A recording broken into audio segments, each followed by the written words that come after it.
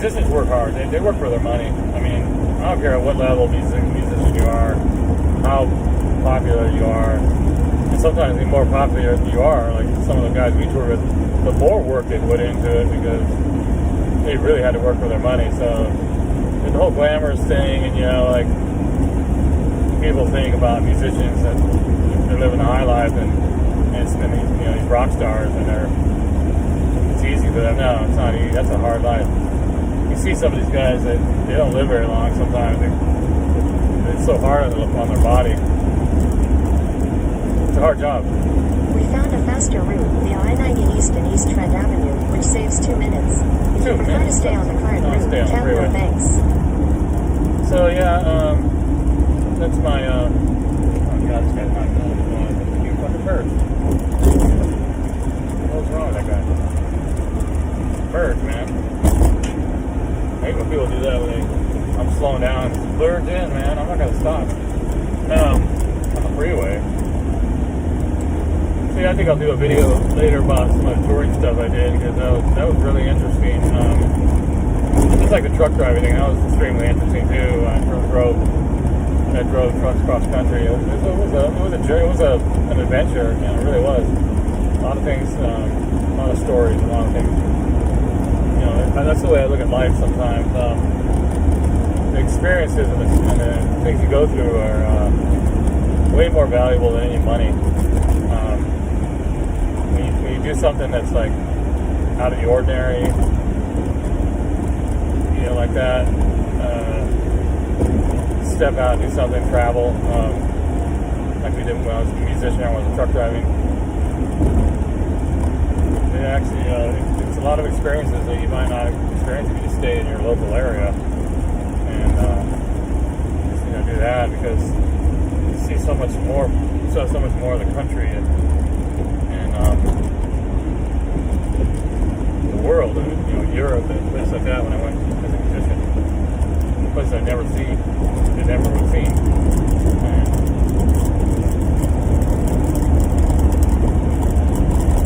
maybe I won't see them again. I don't know. Hopefully,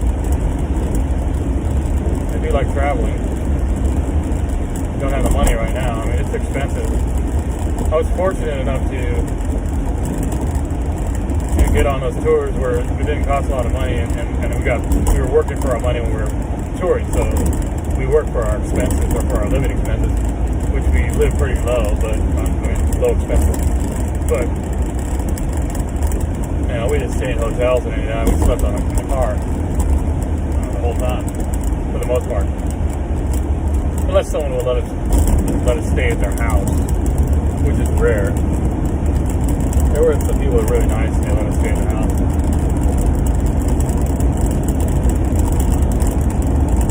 But I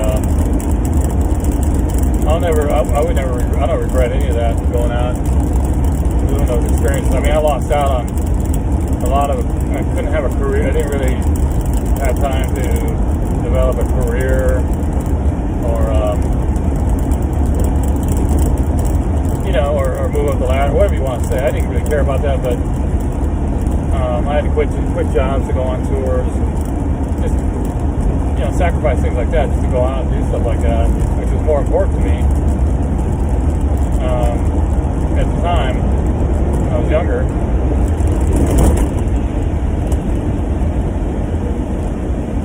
But it was well worth it in my mind. I mean, it really was well worth it. I would never be able to. Money can't buy those kind of experiences. You have to, that's what I'm trying to, I guess my point is that when I look at life, it's the people you're around, the experiences you have, the journeys you go on, all that stuff that really is the most valuable. It's like gold. It's so much more valuable. You keep it in your mind, it's in your spirit, it's part of you. It's like it enriches your life. It broadens your mind, and that's the value I see in that. And a lot of times people get caught up in just the value of money and the value of material goods, and and they miss out on all this. I mean, they're seeing that, but they're missing out on all this other experiences that they can see in their mind or experience if they just would open their mind. And that's kind of what I see with all that stuff I did was, like when I trucked, I didn't make any money. I lost so much money on that deal when I went trucking. I didn't know what I was doing. I got so much fines. It was a lot of stuff. It's a long story, but I could go into that. Maybe I did go into it in a video before, but I came home after months of driving and I didn't have anything. I mean, but I was able to do all this stuff and travel for free and pretty much see America and parts of Canada without having to pay for it, you know,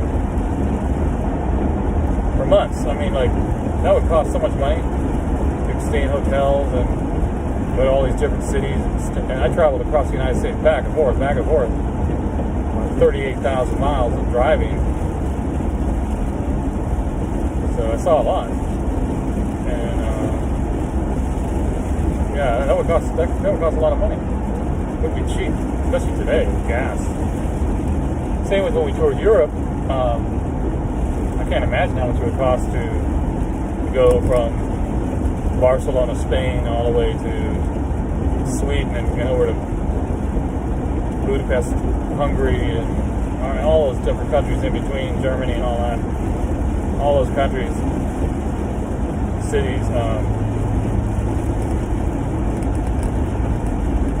be very, very expensive. So, it was a good opportunity to be able to do that without having to pay so much money. You know, like most people, what they would do is they'd work all these hours, tons of hours on a job they may not like, or something like that, and then take their 2 weeks vacation and go like travel around, you know, maybe somewhere up and down the state, or you know, they wouldn't go very far because you can't go very far in 2 weeks. You know, if you want to go across, if you want to travel across the country in a car, I did in a truck, but let me get over here in a minute. Those guys right there. I can't see them.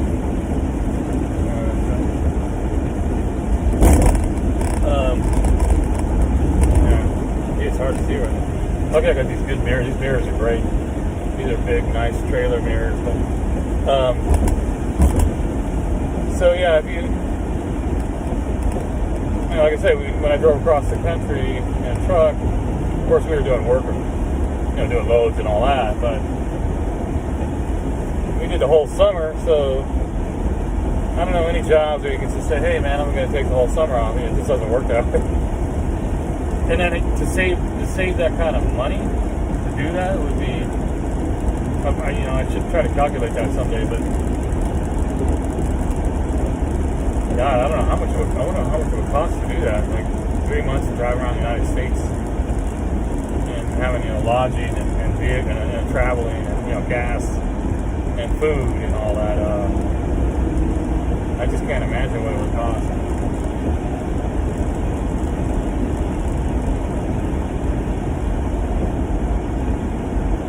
Because hotels now are like $200 a night, or I don't have to get them $100 a night anymore, but like $150, maybe get them $100 a night. So you got, you know, unless you're going to camp, if you're going to camp everywhere you go, even campgrounds are expensive now. I mean, it's not cheap to camp. So you'd have to sleep in your car, and that's difficult. That's not comfortable. I mean, you could do that too. You could have an RV or a van and sleep in a van. But it would be, I don't know, probably 20 grand, maybe more. That's just I'm just throwing that out there. I don't know how much it would cost. I'd have to try to think about it, do the numbers, the mileage. Because I did 38,000 miles on a truck in across 2 the miles, country. use the right 2 lanes to take exit 289 for Washington 27, Pines Road. I'm not going to do that. I'm going to keep going on through it. But sometimes with GPS, they try to take you on these little off-road things, but I know the area, and I know where they're trying to take me. they're trying to take me on a highway, which is dangerous because it's one of the most, well, in this area, it's one of the most dangerous freeways because there's always, when they have accidents there, they're usually fatal because, well, not all the time, but a lot of them are because they don't have a divider between the, people are going 70 miles an hour, just like here on the freeway, but it turns into a 2-laner, and they don't have any divider, like cement barrier, and people just head on, and people trying to get on and off it, it's just crossing it on, they don't have any lights, so people just try to cross it, when they, without any kind of lights to stop, any kind of stop signs. These stop signs are not very many. It's just extremely dangerous, man. And people drive like crazy on that thing. Oh, that's cool. Nice old truck there. That's all rusted. I like those old rusted out trucks. The old, what do you call them? Patina. My truck's all rusted too. I don't care. I like that look. But anyway, not on the frame. No rust on the frame. On the body, on use the right 2 lanes surface to truck, exit 289 no big deal. I'll take care of that another day. But what was I saying? Oh yeah, that road is just. I'd rather just go the extra miles and be safer than going on taking that other exit. 289. So if you know that, and I happen to know that the area, so I don't listen to the GPS. I just go the extra miles. In a quarter mile, sharp left onto Washington 27 North Pines Road.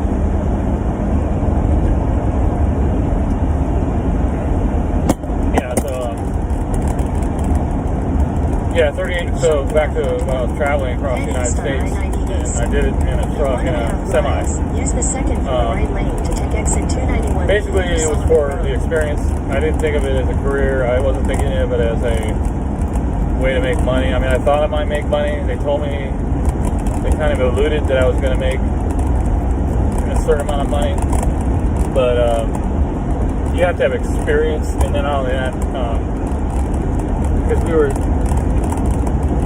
in a sense, we weren't really working for that. We weren't, it wasn't like a job. I mean, we were, technically we were just like a subcontractor. So, we made our money on the loads. And they gave us the equipment and the rental, all that went in, and they gave us a stipend, like a certain amount per week for expenses. But we were responsible for, doing the loads and getting the profit off that. But the issue with it is that they gave me equipment that was faulty equipment, like they didn't have the proper. In half a mile, use the second from the right lane to take exit 291B for Sullivan Road. Equipment for moving cars, like if we had to move cars, and on certain occasions we had to move. We had to have a certain amount of moving pads to protect things. They didn't give us equipment. They didn't give us. Use the second from the right lane to take exit 291B. Tell me to go off that road. Forget it.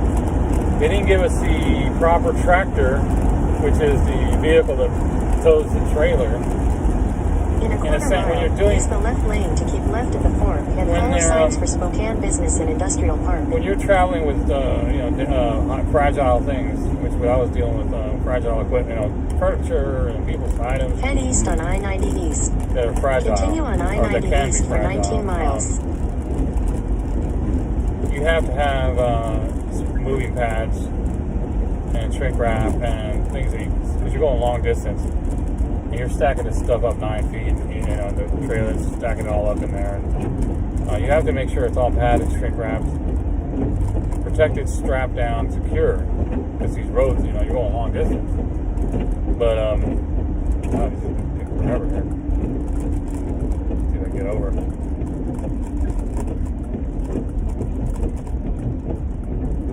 What's going on? An accident or something?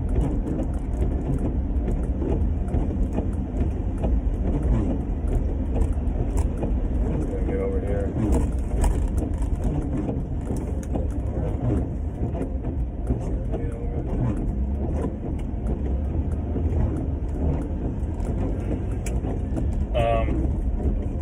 Wow, so there might be an accident So, let's see what the time is going to be there. Yeah, it's backed up all the way through. So, is that sure? So, what was I going to say?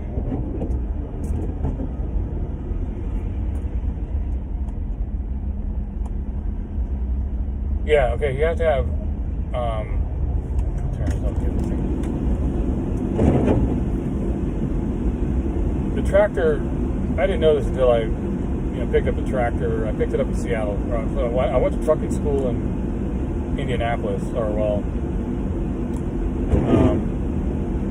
outside of Indianapolis. It was like some small town out there. But the corporation or the company I worked for, Mayflower, that I got the job through.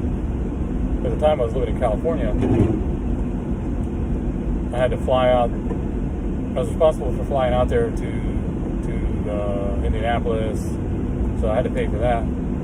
But then they paid for the 5 weeks of trucking school, so I went 5 weeks. Not only was it trucking school, and I didn't have to pay for that. They gave me. I was also training on how to professionally, move large loads, household goods, and not only that, how to operate that business. So how to, there was a whole training on how to operate. It's a business, like how to do the inventory, how to do the estimates, not the estimates. They had estimated, but doing the inventory, keeping track of things, doing the weights and all that. And when you're estimating, when you're doing the charges, doing all the cost fees and putting together and charging them and charging the customer and having all that, basically accounting of that and keeping track of that and sending all that paperwork, and then also learning how to do logbooks and how to comply with DOT. I never learned that. I think I missed that class because I could never. I went to the class, but I was very terrible. I wasn't really good at even the logbooks. The logbooks, at the time, you had to do it by pencil. You had to do it by hand. I don't know, now it's probably by computer. But I never got the hang of doing the logbooks exactly the way they wanted it, so I get fined for not having proper logbooks. Because the DOT is extremely, back then, probably still now, extremely strict about how much time you spend on the road. So you have to log each time you stop for sleep, and it's how far you go, and the mileage. And it was a whole process. I don't know, it probably took a couple of days to learn how to do that, but I never properly, I guess I passed the test, but I didn't pay much attention to it. And I failed at that. Plus I was just out there enjoying driving. A lot of times I wasn't organized, and it's my fault, but people don't realize that when you get pulled over, or when you're at a weigh station and you have logbooks that don't match, that are not, because you have to send those into the state, or to the, I can't remember where you had to send them in, but those had to be sent in regularly. Or if you got pulled over, they would look at them, and they had ways of knowing, if it was not done correctly. And if you didn't do it correctly, they fined you, and they fined you a lot of money. And I got fined for not having the proper permits. That's another thing. When you're back then, I don't know about now. You have to have permits for each. I don't know what's counted, but each state had certain fuel. Tax, like taxes, these permits. I can't remember all of it, because it was a long time ago. But you had this book that they would give you, and they showed us how to. They told us about the book that had all the permits, because we were going 48 states, plus I went to Canada. So you had to have this huge binder full of all these. Basically, they were stickers. Or permits for each state that you're going into. And I got caught in Wyoming. They fined me $600 for not having the permits for being in their state. I got caught in New Mexico, I think. And the thing is, we didn't have a radio in my truck, and there was no cell phones or no way of communicating, only through payphone at the truck stop. And so I would leave messages saying I need the book, the permit book or whatever it was they were supposed to be in the truck. Wasn't there. I looked and it wasn't there when I picked up the truck in Seattle. What it is they I guess it is an accident or something. We're supposed to go over. Wait, are they gonna do a detour?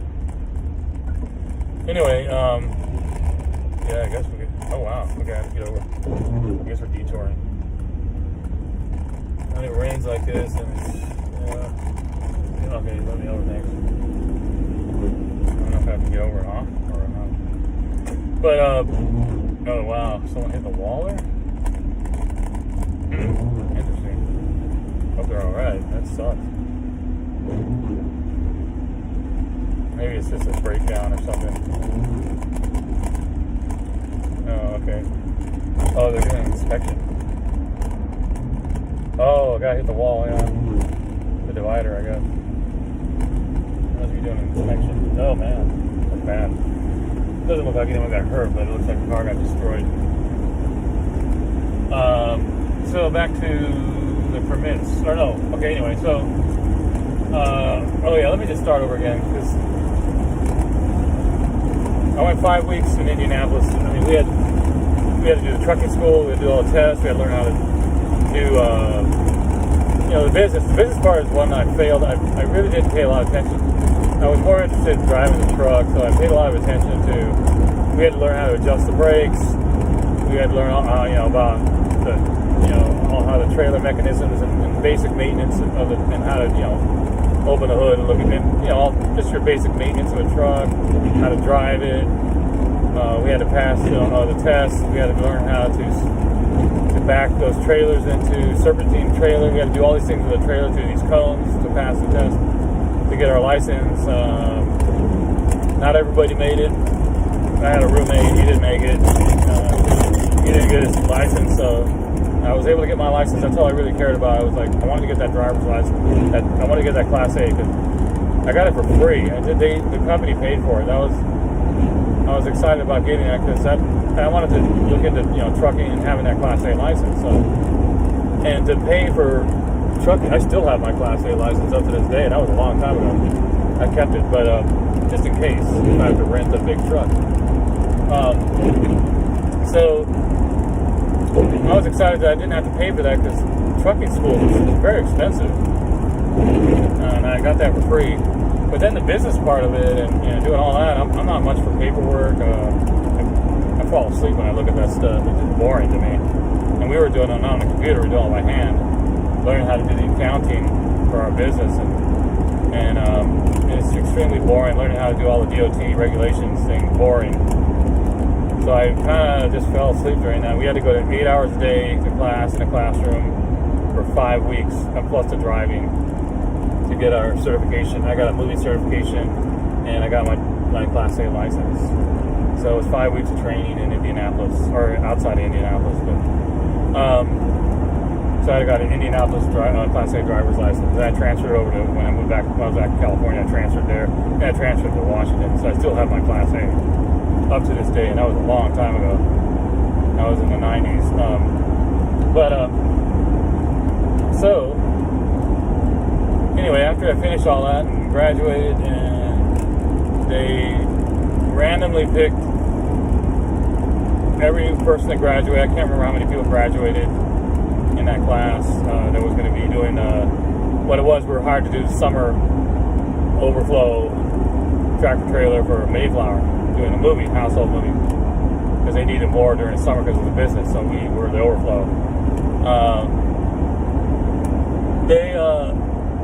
They just randomly picked cities that we were going to go all across the United States to start, and you pick up a rig in that state or that city. And I remember a friend of mine, he got New York City, and he was like, oh man, I don't want to go there. That's scary. So he went there, and then that was my good friend. I can't remember his name. That was a long time ago. We used to hang out. He was in class. He was a friend, kind of a friend during that time. I think his name was Robert. Nice guy. But we would keep in contact on this message machine because they didn't have stuff on a message thing. and they have a little message box we can keep in contact. So he'd tell me stories, I'd tell him stories. I won't get into that, but he had some funny stories. But so did I.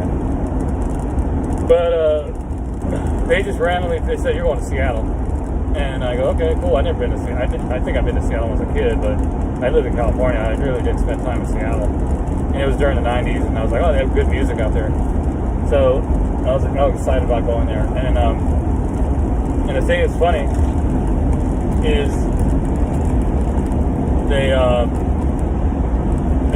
they flew us all out to these places to pick up these trucks to start our journey. You know, we got to pick up these rigs and then the trailers. I was hoping to get a Peterbilt because I trained in a Peterbilt and I trained in a cab over with Ace Saddles back then, and I love those trucks.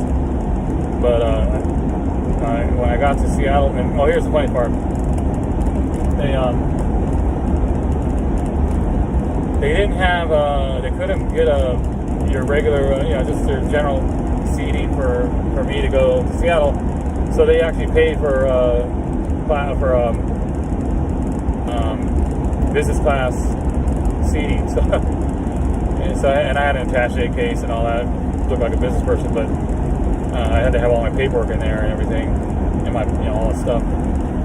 And so I was in the business class, so that was cool. I mean, it was really nice seating, and I got the best food and nice, talked to some people that are traveling in business. I felt like a businessman. It's funny, even though I was just a regular truck driver. But people thought, oh, he must be a salesman or something. So anyway, got to Seattle, took a cab to where I was supposed to go, down in Federal Way somewhere where the truck was, and the truck was complete. When I got there to the yard, the truck was destroyed. The whole front end was smashed. It was a fiberglass. It was a Mack Superliner, 1988 something Superliner logging tractor. And that's where I get to the point of the stuff when you're loading, when you're traveling with furniture and things that are fragile, that are expensive. You want air ride on the tractor, on the axles. You want air ride, which is like an airbag, and they ride really smooth. You want air ride. You don't want leaves. You don't want the springs. You want the air ride. So I was upset about that because it didn't have air ride. It looked like a truck that was built for logging, which doesn't matter if it's bouncing around a bunch of logs. So that was the big mistake. I didn't want to get into that. I can get into another story. How things got messed up because of chuck holes, and it wasn't air ride, and it wasn't really my fault. But anyway, the truck was destroyed. I told them the truck's got in an accident or something. Whoever left it there. So they said, "Well, take the truck to this repair shop. We're going to pay for it, and then a credit card. Go rent a car. It's going to take about 2 weeks. I don't know, maybe it was a week or two. I don't know how long it was. It's a long time. Welcome to Idaho. Just rent a car. We'll pay for the hotel. Do whatever you want." So it was fun. Just explored Seattle. Or whatever, a week or so. I can't remember. And for a while I was waiting to get the truck to get repaired. And then once it was repaired, I had to go to Calgary. Well, that's a whole nother story. Going to Calgary. Here I am, brand new, barely know how to drive the truck, and they want to send me into Calgary, another Canada. I'm like, what? But that's a whole other story. I can get into it in another video, but because that's kind of complicated, that whole thing, how that works. I have to get around this truck here. He's kind of taking it slow.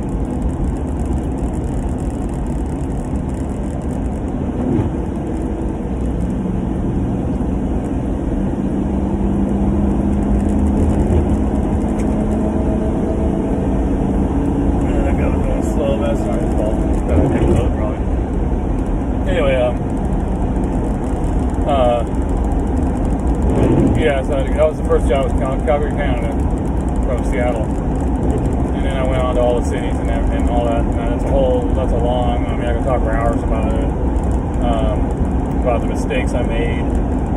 But the main thing is that the main thing I had was the equipment that they gave me was faulty. It wasn't the proper equipment. They didn't give me the chains and the things that we learned how to hook. We learned how to move cars, like how to, because we didn't have a car loader, but we learned how to chain the axles, and we had to learn how to use equipment to chain cars to the box so it would move around. We learned how to build, use load bars to build shelves on top. How to move things and above cars, have it above cars. We learned how to do all the strapping and all that and securing things. But they didn't give me enough straps. They didn't give me enough load bars. They didn't give me enough blankets, which is really bad because you have to have those moving pads. You have to have that. They didn't give me a shrink wrap, and I'm not going to go buy that. It's not my responsibility.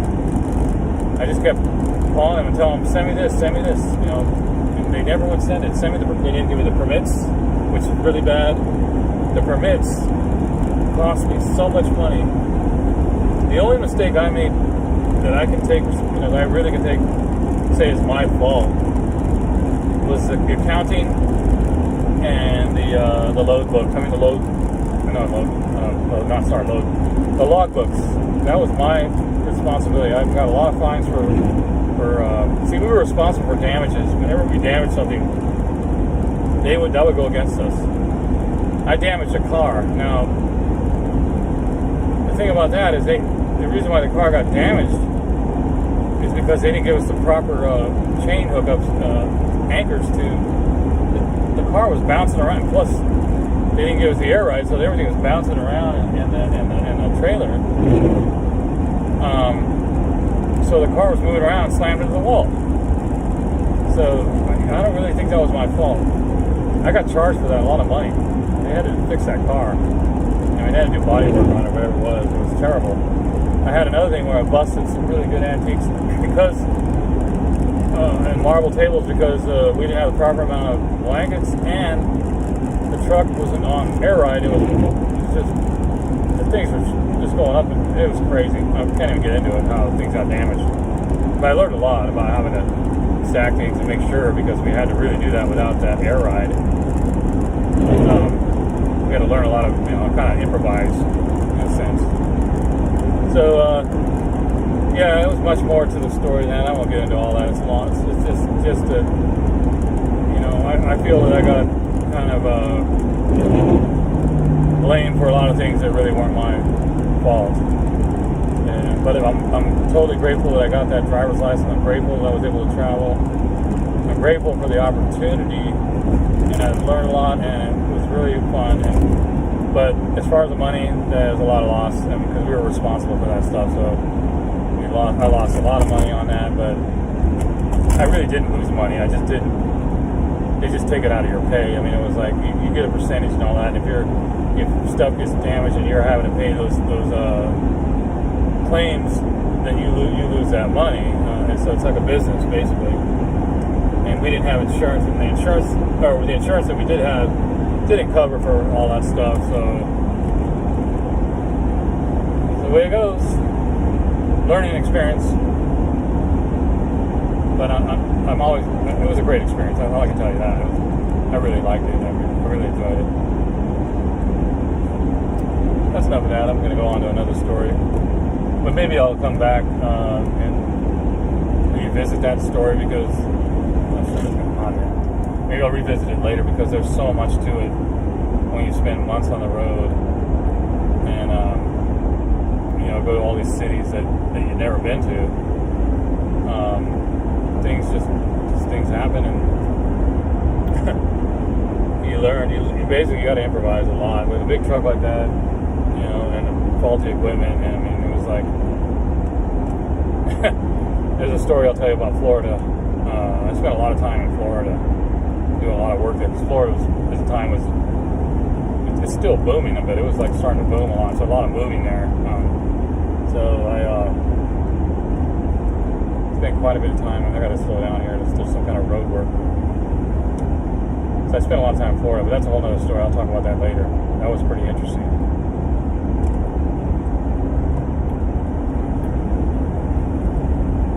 Now I'm trying to figure out where our exit is here.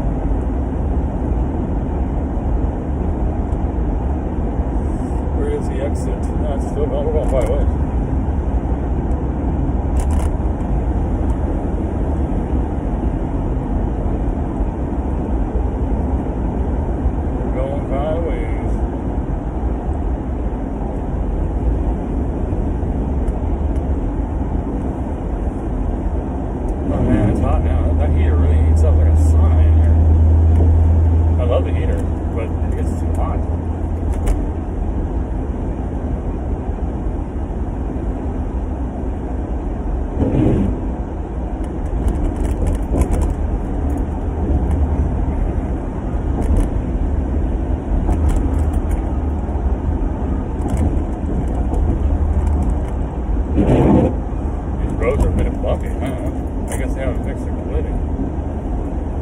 usually out here. I'm out in Idaho right now. I'm doing a run out to Idaho, and it's they do a lot of road work out here. Well, there's a lot of population growth, but they usually keep their roads pretty smooth. I've noticed. I mean, of course, it snows out a lot out here, so they got to repair the roads all the time. They keep them fairly smooth, and I'm pretty impressed. Sometimes in Washington, some of the roads are not so smooth.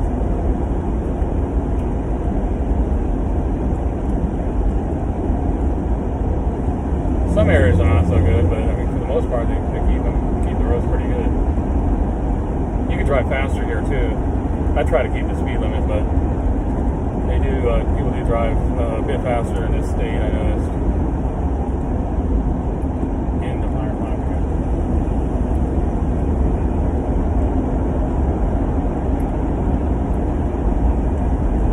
I can go 70. I guess. Okay.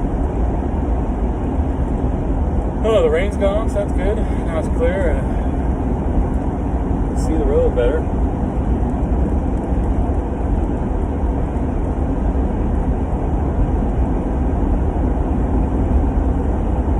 A lot of trucks going in there. Oh, that's a rest stop. Okay. That's another thing about when I was trucking. There was so many more parking spaces and truck stops available than there is now. I mean, I don't see. At least when I remember, there seemed to be these giant truck stops everywhere and all kinds of parking. Never had to worry about parking a truck. But now I see these big rigs parked in the Walmart parking lot, parked in the malls. They're parked everywhere because they don't have enough room and there's not enough truck stops. Could be there's more trucks now than there was back then, but yeah, I noticed that lately. It's like, or not lately, it's another. In 2 miles, take exit 11 for Northwest Boulevard towards City Center. No, I gotta get out there. Yeah, quite a few trucks are parked outside the streets and stuff. Looks like they're looking for, maybe they want to save money. I don't know. I don't think maybe because you go in the truck stop, we used to spend money there, but I don't remember paying. Oh, we paid for the showers. We paid for the laundry, but I don't remember paying like for a slot, for a parking spot. Maybe we did. I don't remember. I thought we parked there for free, and then I'm pretty sure we just parked there free, and then we paid for the laundry and paid for the showers, which you only took showers once in a while because they didn't want to pay for it. So that's the one thing I didn't like about trucking. It's sometimes it's dirty, especially if you're moving furniture, doing all that labor all day long, sweating like crazy in the summer, and then you go, well, I gotta keep driving, I can't stop, take a shower, and it's not very comfortable. Same thing when I was touring as a musician. Didn't take a lot of showers. And I like my showers. I like to be clean. I like to be fresh. I don't like to be sticky. Not my idea of fun. Looks like they're bringing the speed limit down. Now that's interesting out here. Well, they changed the laws. So I'll be probably talking much now. Take exit 11 for Northwest Boulevard towards City Center. I think it's probably the video's going a little longer than I thought.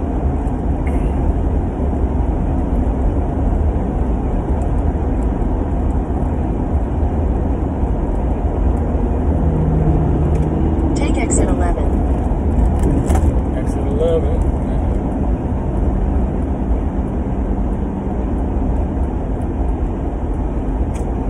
In a quarter mile, use the left 2 lanes to turn left onto Northwest Boulevard. Northwest Boulevard. Okay, I gotta go this way.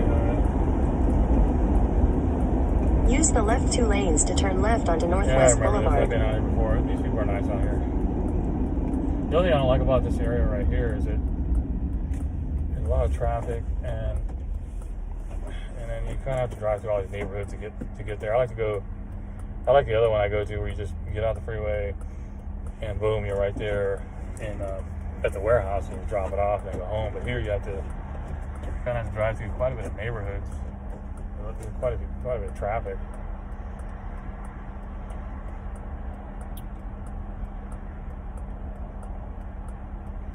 What time is it now? Okay, we'll get there in time. They're closed at 4. It's 3, almost 3. We'll be there. Let's see. Looks like we'll be there exactly at 3. Okay, so an hour before they close. That's good. I don't want to get there when they close. That would suck.